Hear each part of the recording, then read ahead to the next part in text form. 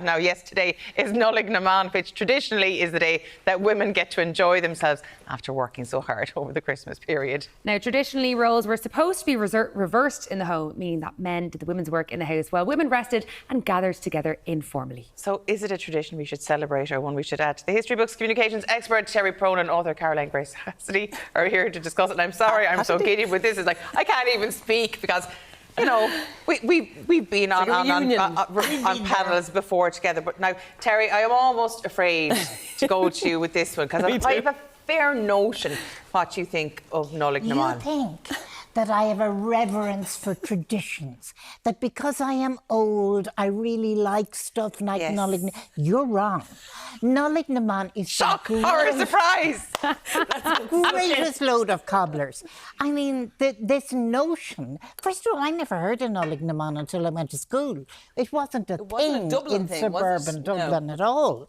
And then when I went home and said at home, this thing is that my ma gets time off, my mother looked at me with such frozen contempt on the basis that was I seriously suggesting that my father would be relied on to cook food on that day, clean clothes on that day, and disassemble the crib without ending up with one of the kings having a broken nose and the baby Jesus losing his nappy. I mean, there was no way she would even consider it for a moment.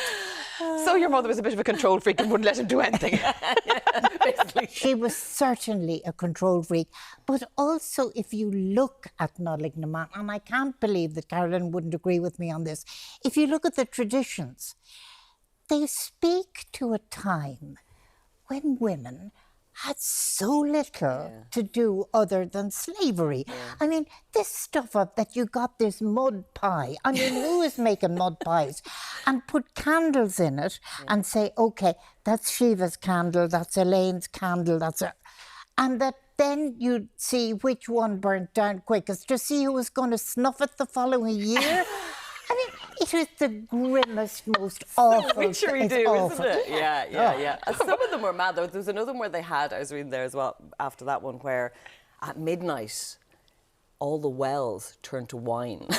But nobody was allowed to go out to see. I mean, imagine that in this day and age. That's the kind of Nollaig Na Mban I'd say you can get behind now, because I think this day and age, Nollaig Na Mban seems more like a book club. And most book clubs I know, they use it as an excuse to meet up and drink wine and never read a book. So that'd be your kind of Nollaig Na Mban, I'd say, Caroline. That would be mine, exactly. I mean, I do agree with you, of course, that, you know, there's so much of it was. I go back to my granny who... I mean, held all the purse strings when her husband came back, you know, with his wage. It was taken immediately because he'd spend it in the pub. My granny gave birth at home because she was expecting a cheque, and she knew that if the cheque came while she was in the rotunda, Lara would spend it. So, you know, that was it. So, but I do remember a woman moved in, my granny was from Ringsend, and a woman moved in from Tullamore, and she kind of was telling my granny about this. So after watching, this is actually a very good idea. So her and Nanny, her best friend, they'd go into town, sandwiches in the bag, you know, but it was kind of a freedom for them that they could do that, because they never kind of felt that they were able to do that before. But I mean, look, I just think now, I think obviously if we use it as a day to celebrate women and to celebrate, you know, like I kind of try to say to my girls today, stories about their grannies or stories about, you know, important women in Irish history, because I don't get to talk about it enough. So for me, that's kind of what I'm kind of going to say to them going forward. And plus, we all know that your husband does all the cooking and cleaning in your house anyway, so in fairness, today would be no different. I was just there putting on the lipstick, and he's trying to take down the Christmas tree, drag it through the house. I think it's something that we have the opportunity to reclaim as women. You know, we can reclaim it, make it what we want. Shouldn't we be encouraging women to maybe gather together on one day? Because I know there's International Women's Day, but that's gone very corporate now. Whereas Nollaig Na Mban, it's an old Irish tradition that we can kind of give our own meaning to. Should we be encouraging younger women to celebrate it? You're saying that Elaine's approach of let's get together and drink wine... Well, I wouldn't be opposed to it now, Terry. No. It's just another excuse. And is that necessarily a bad thing, Terry? That's what I'm asking. No, I don't mean to drink wine. To gather and meet. Take the wine out of it. And what have you got left? There's a lot of women that, I mean, I don't drink, but there's a lot of women that I don't want to be around unless they're drinking. Sorry. That's got to be the tagline when I'm on next week. we had Richard Hogan on earlier who said that women say yes to everything. So I think it's nice that we would take the opportunity to say... Have you met her? What kind of person are we talking about? I mean, most of us grew up with women, our parents, our mothers, very often our aunts, who never said yes to anything. And who complained night, noon and morning and had no rights and no careers. But that's what I'm saying, and that in today, you know, that translates to women taking on more of the emotional labour and more of the housework and all this stuff. So they say yes to everything else and they accommodate everyone else in their lives, whereas this is a day where they could do just things for themselves. But that's tokenism. I mean, let's be clear. Any woman out there who says yes to everything, who takes on the emotional load, who takes on the physical load, what we should be saying to that woman is, hold on a second, get a grip. You're an equal citizen. Maybe it's time you said, no, do you know something? I'm not going to do this anymore, and not just for one day. But there is, I suppose, a point in that, Caroline, because like it or not, we're looking at society at the moment and it's still the same old saying, well, you're looking at the burden of childcare, you're looking at, which largely falls on women. Like, if your kids are sick in school, who do they ring first? They're not ringing your husband, they're ringing you. And that's something ingrained that hasn't changed, so...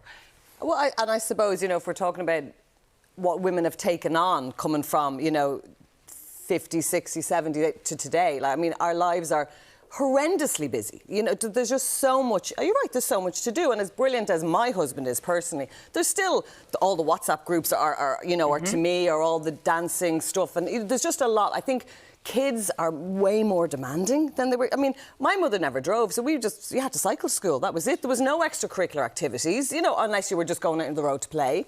So there is an awful lot, I think, for women to take on.